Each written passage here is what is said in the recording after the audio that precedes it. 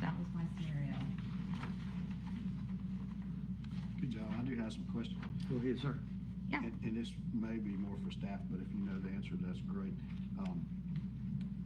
Obviously, overtime costs more than straight time. Right. Where's the bulk of our overtime spent? Where and why?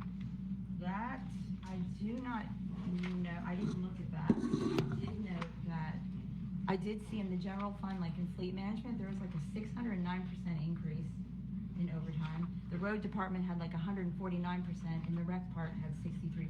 Those are the only two scenarios. I can't answer that with the bulk of the overtime, Kelly. The bulk of our overtime outside of fire rescue. Right. So for the purposes of the exercise, for the number we were looking at there, we had already excluded public safety. So the bulk of that's coming from the road department.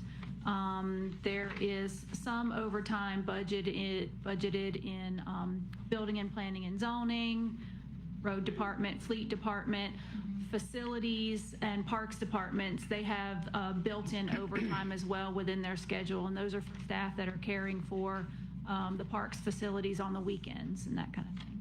And the road department wouldn't have anything to do with the general fund.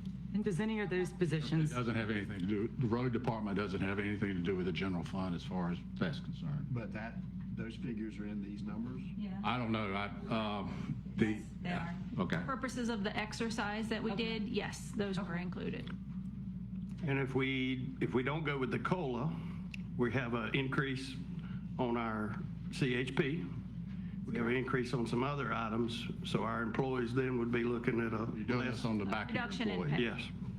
Okay. Mr. Chair, may I ask Kelly a question? Go right ahead, ma'am. With regard to the overtime and the breakdown from the budget exercise, do we cross-correlate with overtime during disaster preparedness? That was my David word of the night. Preparedness? We did not for the exercise. So the exercise was based on the budgeted overtime for next year.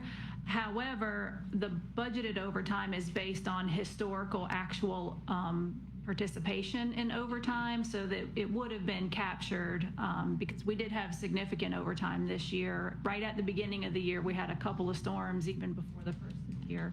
And sometimes do we get that money paid back?